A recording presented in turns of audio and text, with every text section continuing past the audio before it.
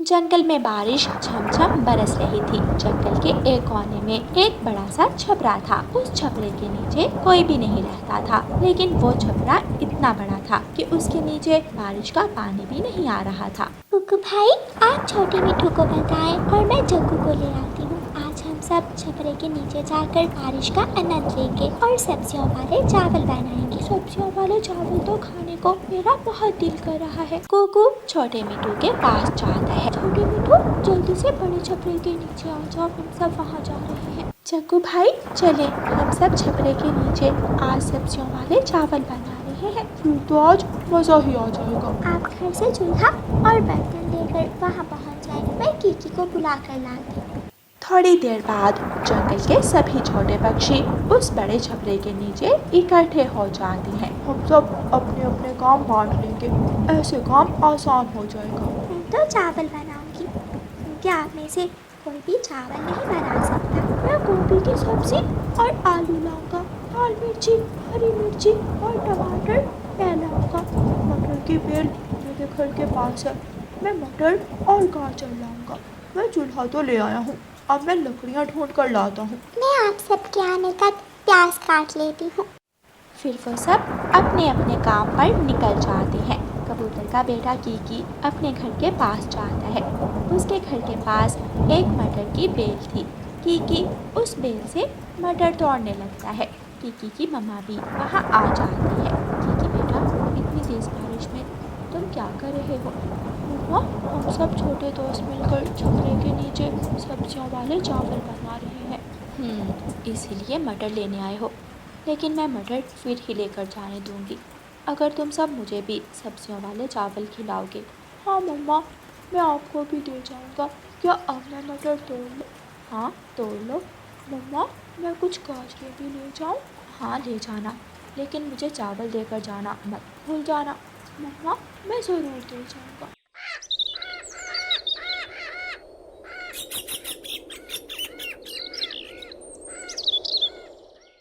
कुकू अपने घर जाता है और अपनी मम्मा से कहता है, मम्मा, हम सब छोटे दोस्त बड़े छपरे के नीचे सब्जियों वाले चावल बना रहे हैं।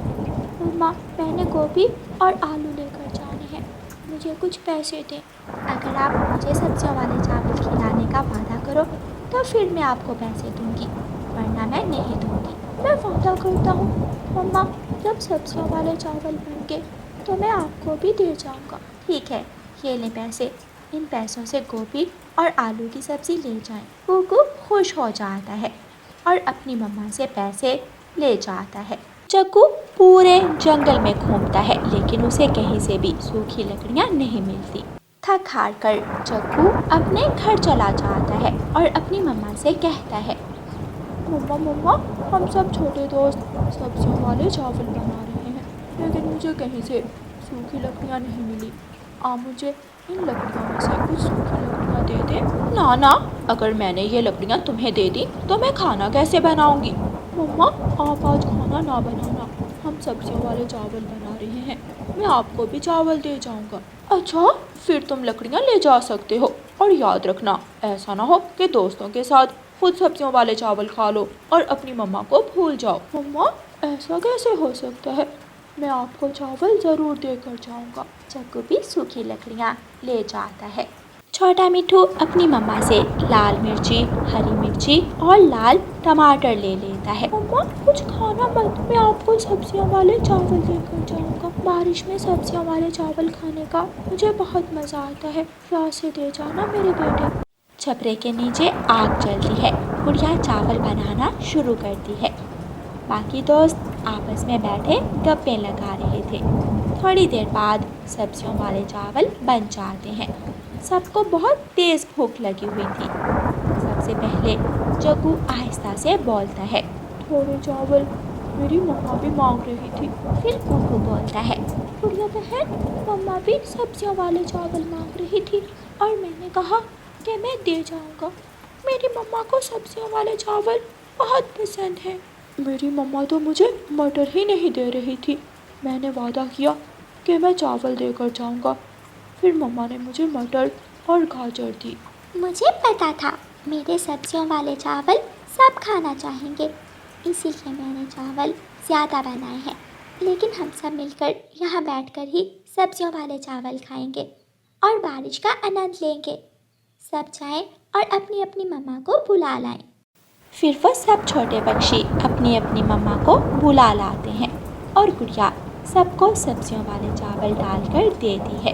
गुड़िया बेटी, आपने तो बहुत स्वादिष्ट चावल बनाए हैं। ऐसे सब्जियों वाले चावल मैंने पहली बार खाए हैं। बारिश के मौसम में सब्जियों वाले चावल खाने का मज़ा ही आ गया। वाह गुड़िया बेटी, आपने तो कमाल कर दिया। गुड़िया बहुत खुश थी क्योंकि सभी ने उसके चावलों की बहुत तारीफ की थी। ऐसे वो सब बारिश के मौसम का आनंद लेते हैं और सब्जियों वाले चावल खाते हैं। प्यारे दोस्तों, इस कहानी को लाइक, अपने दोस्तों के साथ शेयर और चैनल को सब्सक्राइब करना बिल्कुल मत भूलना। आपका धन्यवाद। रानो चिड़िया की ऐसी कहानियाँ सुनने के लिए YouTube सर्च बार में रानो चिड़िया की कहानी लिखें या फिर ये बटन दबाकर बोलकर कहें रानो चिड़िया की कहानी। रानो चिड़िया की 2 बेटियां थीं, गुड़िया और मीना। मम्मा चिड़िया दोनों बेटियों को 50-50 रुपए देती है। ये लो बेटी पैसे और बाजार जाकर अपनी अपनी पसंद की चीजें ले लो। मम्मा, मैं तो अपने लिए पिंक कलर की कैप लूंगी। मुझे पिंक कलर की कैप बहुत अच्छी लगती है। और मैं अपने लिए लाल रंग का छाता लूंगी। दोनों बहनें अपने घर से निकलती हैं। रास्ते में जाते हुए मीना छोटी बहन को पानी पूरी का एक ठेला दिखाई देता है। वो वहाँ रुक जाती है। मीना, आप यहाँ क्यों रुक गई हो? मैं तो पहले पानी पूरी खाऊंगी। अभी कल ही तो पानी पूरी खाई थी। इन पैसों से तुम अपनी कोई जरूरत की चीज ले लो। रहने दो, मैं तो पानी पूरी ही खाऊंगी। मीना अपने सारे पैसों की पानी पूरी खा लेती है। थोड़ी ही दूर एक पक्षी बहुत ही सुंदर सुंदर सी कैप बेच रहा था। गुड़िया उस पक्षी से अपने लिए पिंक कलर की कैप ले लेती है। गुड़िया, तुम्हारी ये कैप तो बहुत सुंदर है, ये कैप तुम मुझे दे दो। क्यों जी, तुमने अपने पैसों से पानी पूरी खा ली और अब मुझसे मेरी कैप मांग रही हो? मैं नहीं दूंगी। तो फिर मैं भी कैप लेकर ही घर जाऊंगी, तुम देख लेना। गुड़िया अपने घर चली जाती है और मीना उस कैप बेचने वाले पक्षी के पास जाती है। अंकल अंकल, मुझे एक कैप फ्री में दे दे। नहीं नहीं, मेरे पास फ्री का माल नहीं है, पहले पैसे लाओ अगर कैप लेनी है तो। थोड़ी दूर बैठा लंबी चोंच वाला बुरा कौवा ये सब सुन रहा था। वो मीना के पास आता है। तुम मेरे साथ आओ मेरे घर में, देता हूँ तुम्हें पैसे कैप लेने के लिए। मीना कुछ सोचे बिना उस कौवे से कहती है, सच? क्या आप सच में मुझे पैसे दे देंगे? एक नहीं 2 कैप ले लेना तुम। मीना बुरे कौवे के साथ चली जाती है। बुरा कौवा मीना को दूर जंगल की दूसरी तरफ ले जाता है। अंकल, क्या ये है आपका घर? हाँ, मेरा घर यही है, मगर मेरे घर में कोई काम वाली नहीं है, इसलिए मैं तुम्हें ले आया हूँ। क्या अंकल, ये क्या कह रहे हैं आप? मुझे जाने दे, मुझे अपने घर जाना है। कैप फिर ही लोगी अगर मेरे घर में काम करोगी। अगर यहाँ से भागने की कोशिश की तो जान से मार दूंगा। चलो जल्दी करो, मेरे घर की सफाई करो। फिर बुरा कौवा मीना से अपने पूरे घर की सफाई करवाता है और फिर मीना से बर्तन साफ करवाता है। मैं जा रहा हूँ, दाना पड़ा है खा लेना और भागने की कोशिश न करना वरना मारी जाओगी। बुरा कौवा बाहर से कुंडी लगाकर चला जाता है। बेटी गुड़िया, मीना कहाँ है? मम्मा, अपने पैसों की तो उसने पानी पूरी खा ली और अब मुझसे मेरी कैप मांग रही थी। मैंने नहीं दी तो गुस्सा हो गई। ना जाने वो कहाँ चली गई है, मैं जाकर देखती हूँ। भाई जी, यहाँ मेरी बेटी आई थी क्या?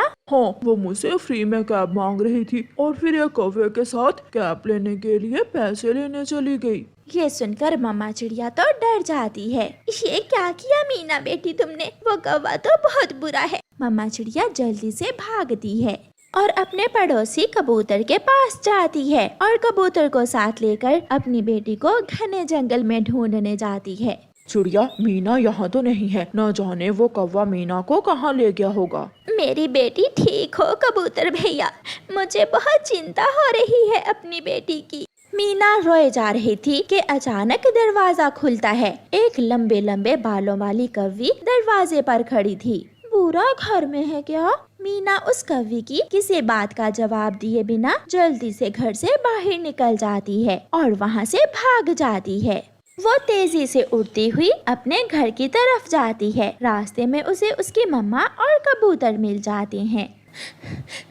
मम्मा मम्मा वो बुरा कौवा मुझे अपने घर ले गया था। उसने मुझसे अपने सारे काम करवाए और मुझे घर में बंद कर दिया। आप ठीक हो ना मेरी बेटी? मामा चिड़िया मीना को गले से लगा लेती है। बेटी, अगर किसी ऐसे अजनबी पक्षी के साथ जाओगी तो ऐसा तो होगा ही। अंकल सॉरी, मैंने लालच किया और उस कौवे की बातों में आ गई। मगर आज मुझे बहुत बड़ी सीख मिली है कि ऐसे किसी राह जाते पर विश्वास नहीं करते। फिर वो सब खुशी खुशी अपने घर चले जाते हैं। कालू जी, अब इस जंगल में तो भोजन मिलता नहीं है। चलो हम इंसानों की बस्ती की तरफ जाते हैं। वहाँ खाने की कोई ना कोई चीज तो मिल ही जाती है।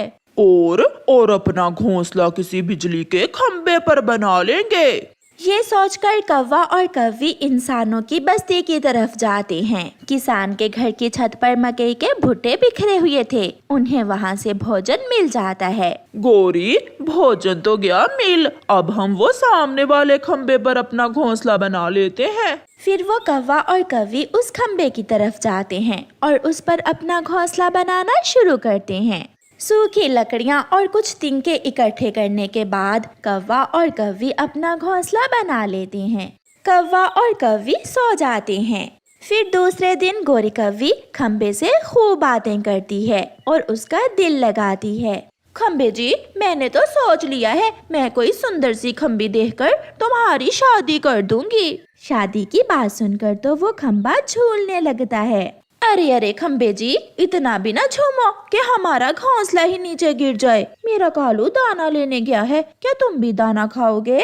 नहीं कौवी, मैं दाना नहीं बल्कि बिजली खाता हूँ। ऐसे दिन गुजर जाता है और फिर जब रात होती है तो वो खंबा अपनी रोशनी देता है। वो बच्चा फिर से वहाँ बैठकर पढ़ने लगता है। कौवा फिर से खंबे को कहता है, दोस्त, एक से करो दोस्ती, या हम कौवों से या उस बच्चे से। बंद करो दोस्त अपनी रोशनी। वो खंबा फिर से अपनी रोशनी बंद कर देता है। ओह नो, आज फिर खंबे में कोई खराबी है। फिर उस दिन के बाद जब भी वो बच्चा उस खंबे के नीचे आकर बैठकर पढ़ने लगता तो वो खंबा अपनी लाइट बंद कर देता और फिर आखिर वो बच्चा एक दूसरे खंबे की रोशनी में बैठकर पढ़ने लगा। दिन गुजरते गए और फिर एक दिन कौवों को ऊपर आसमान में कौवों का झुंड एक दिशा में जाता हुआ दिखाई देता है। कालू जी, जंगल में बहार आ गई। अब जंगल में दाना भी होगा और पानी भी। वो देखो, सारे कौवे उस दिशा में जा रहे हैं। तो फिर हमें भी जाना होगा। कौवा और कौवी भी उन कौवों के पीछे पीछे उड़ जाते हैं। अब वो खंबा बहुत अकेला हो गया था। उसका दिल बहुत उदास हो गया था। वो रो रहा था। कोई भी उससे बात करने वाला नहीं था। वो रात को अपनी रोशनी पूरे चौबन से देता मगर कोई भी उसकी रोशनी में बैठकर पढ़ने वाला नहीं था। वो लड़का उस खंबे को नया रंग करता है और तारें फिर से बांध देता है। टूटा हुआ हिस्सा लगाकर उसे मजबूत करता है। आज फिर से वो खंबा पहले की तरह था, नया, जवान और खूबसूरत। और फिर रात को एक बच्चा उस लड़के के साथ आता है। बेटा, मैं भी इसी खंबे के नीचे बैठकर पढ़ा करता था। मेरी और इस खंबे की दोस्ती बहुत पुरानी है। मैं उम्मीद करता हूँ कि आप भी इसी खंबे की रोशनी से फायदा लोगे और यहाँ बैठकर मेरी तरह पढ़ोगे। ये सुनकर वो खंबा बहुत खुश होता है और फिर से अपनी लाइट पूरे चौबन से देने लगता है। अब शायद वो खंबा कभी भी कौवों की बातों में आकर वहाँ अंधेरा नहीं करेगा। प्यारे दोस्तों, इस कहानी को लाइक, अपने दोस्तों के साथ शेयर और चैनल को सब्सक्राइब करना बिल्कुल मत भूलना। आपका धन्यवाद।